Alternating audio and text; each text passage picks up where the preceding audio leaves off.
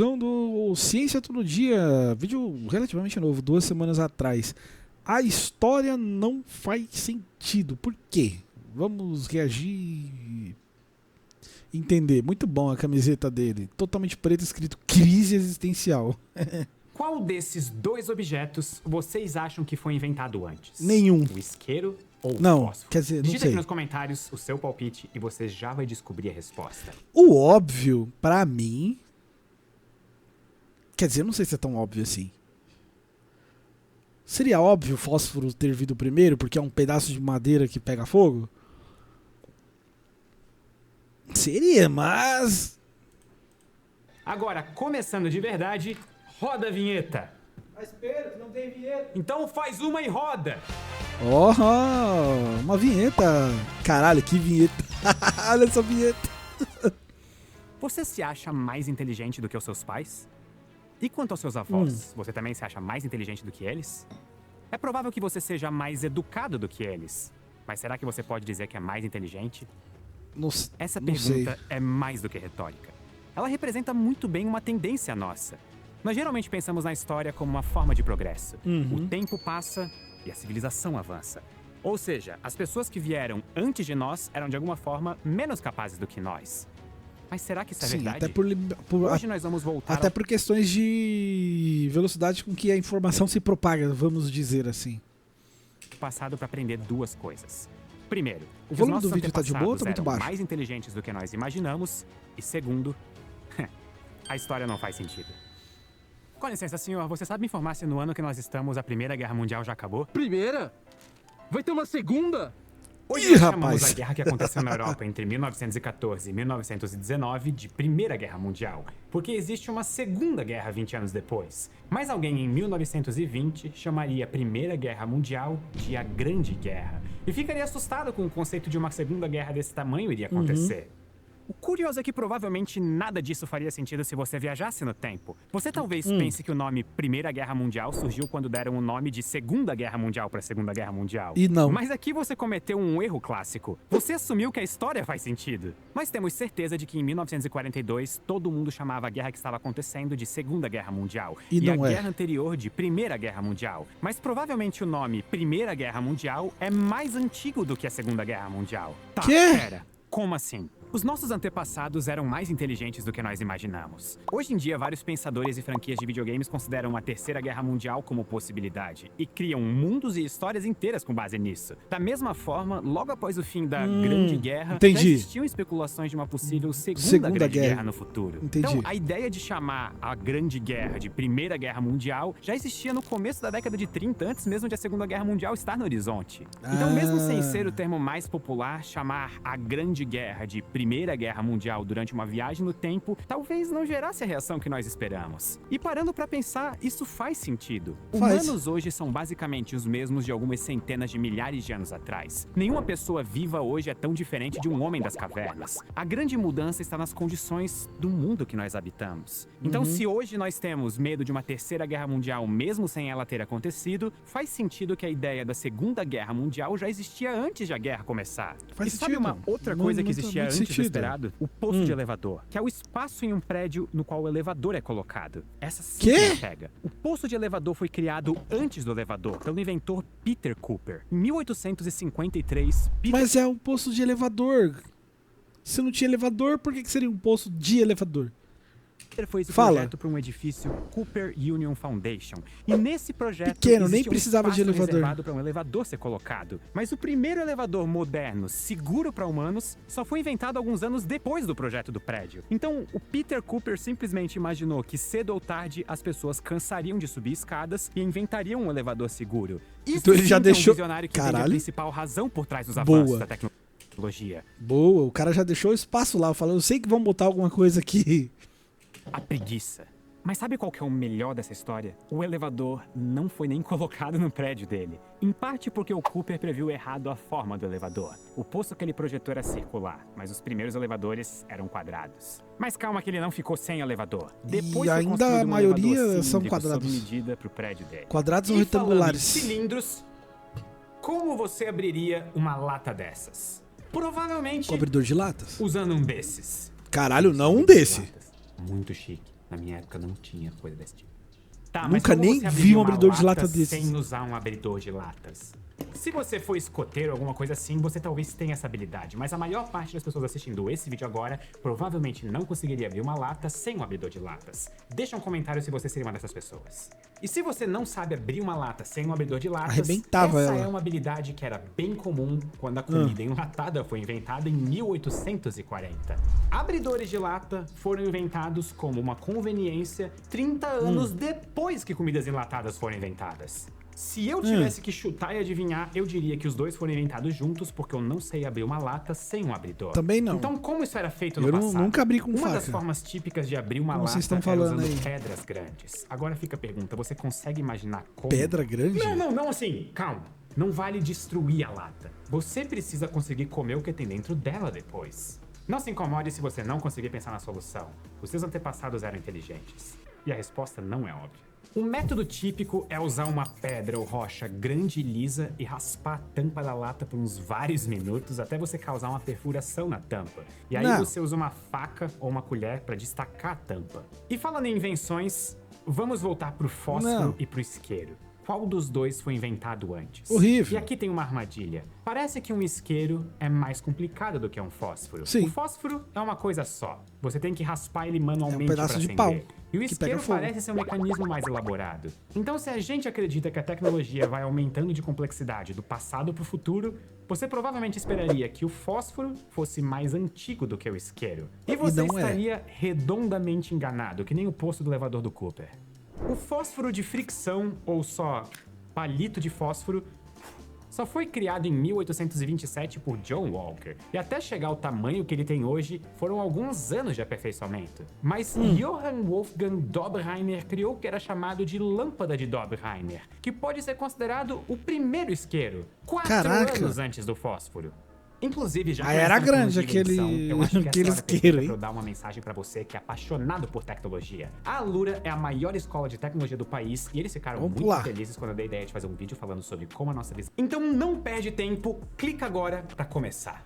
E agora, voltando ao vídeo, eu acabei de comentar da esperteza de Ai, antepassados gato. relativamente recentes. Meu gato toda Essas hora tá coisas embaixo da minha aconteceram cama e no do nada máximo me uns assusta. 200 anos. Você provavelmente até tinha parentes vivos nessa época. Então eu acho melhor a gente voltar muito mais. Legal que ele grava em vários lugares, né? Será que ele grava o vídeo inteiro em vários locais?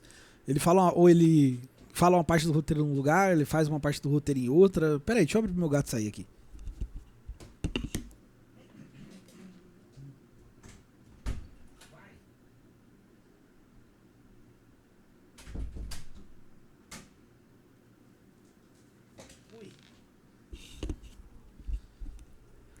Bora.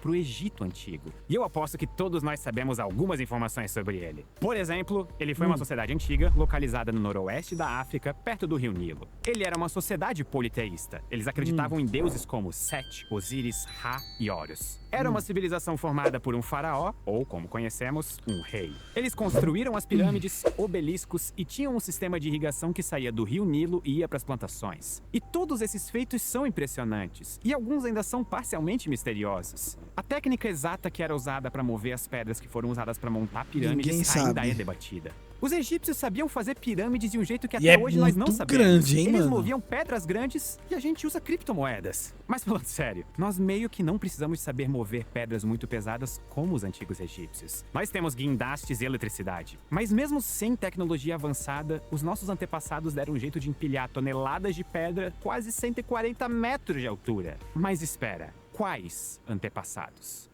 Nós associamos os egípcios antigos com as pirâmides de Giza. Mas Sim. o Egito é uma civilização que durou quase 3.000 anos. Se você não entendeu, eu vou repetir. O Egito é uma civilização que durou quase 3.000 anos! Isso são aproximadamente 150 gerações de seres humanos. Ou seja, Vocês muitos nem realmente viram as acham que essa minha pirâmides. pequena descrição do Egito vai ser o suficiente para contar 3.000 anos de história? Pensa só no tanto de história que você aprendeu só sobre os últimos séculos na escola. Guerras mundiais, corrida espacial, invenção do poço de elevador.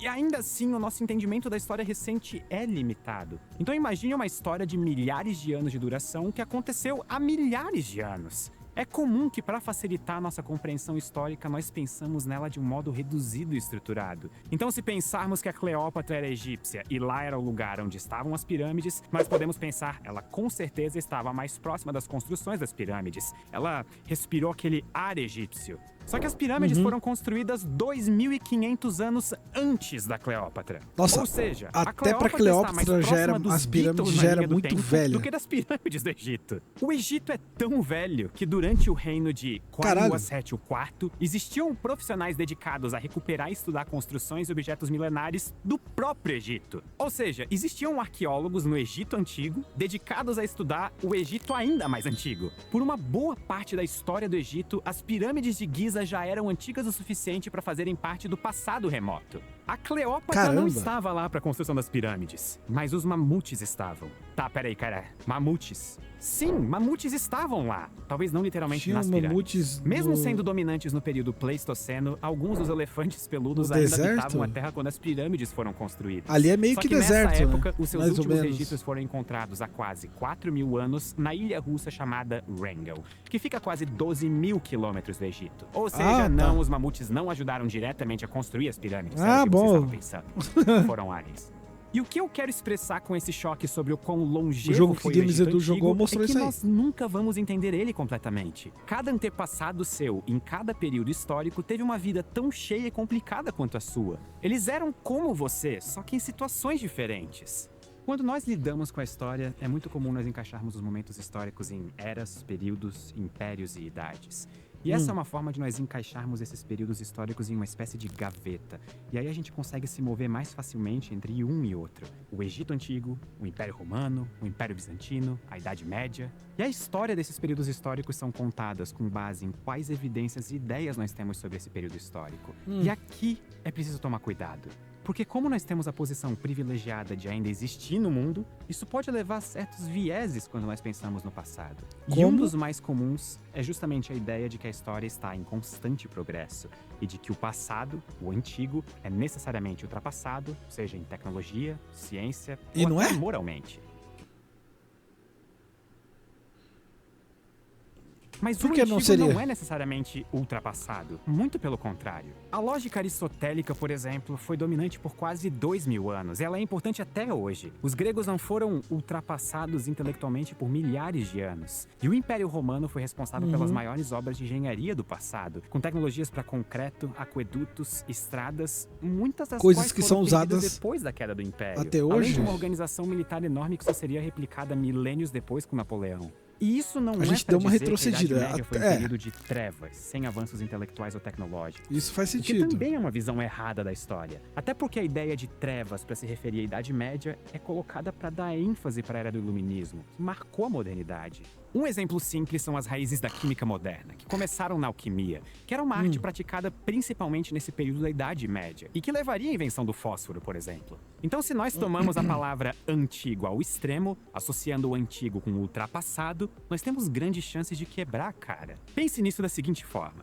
Faz sentido agora. Se a história realmente é progressiva e humanos modernos são melhores do que humanos do passado, então os humanos do futuro vão ser melhores do que nós. Mas isso não necessariamente parece verdade. Até onde nós entendemos a biologia humana, nós somos basicamente os mesmos por toda a história, apenas em contextos diferentes. Então precisamos tomar cuidado quando nós vamos tentar entender. Se for falar do humano, do animal humano fisicamente falando, talvez a gente seja até pior, né? Porque o homem das cavernas, o ser humano antigamente, por ele precisar muito mais de usar as suas próprias mãos para fazer as coisas, ele era muito mais forte, muito mais rápido. Então, em capacidades físicas, certamente era muito melhor. Hoje nós somos melhores em outras questões.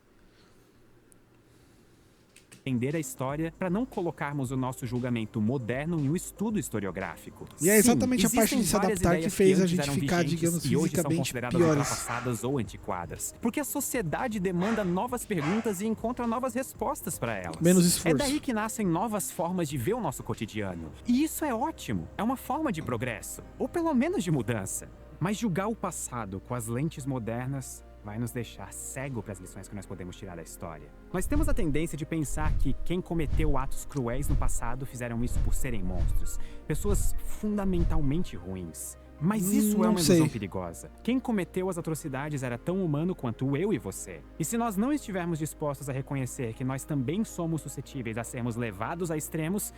Eu acho que isso também depende justamente pela questão do contexto histórico, né?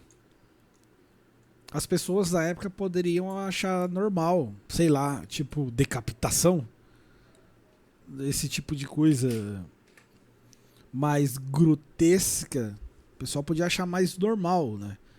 Ou pelo menos menos anormal do que se considera hoje.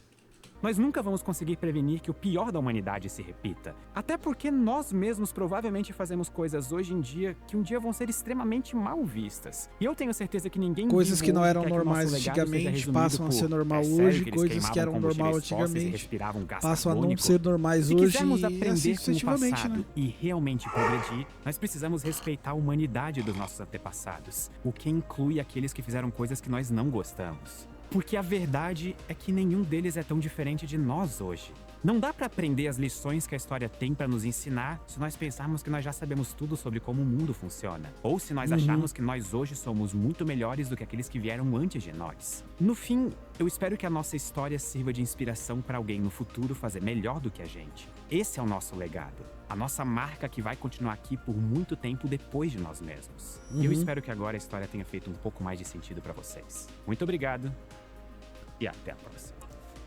E veio na minha mente se ele falando tipo do legado que vai deixar no futuro. Uma coisa que é muito interessante que, a não ser que aconteça um apocalipse cibernético e a gente não tenha mais internet em algum momento, tipo, o acesso a o pessoal que vai viver daqui a 200 anos, eles podem ter acesso a tudo que era feito hoje em dia. Inclusive esse vídeo que a gente tá vendo. Coisa que é muito difícil você pensar daqui 200 anos pra trás. Mas daqui 200 anos pra frente, pode ser que não.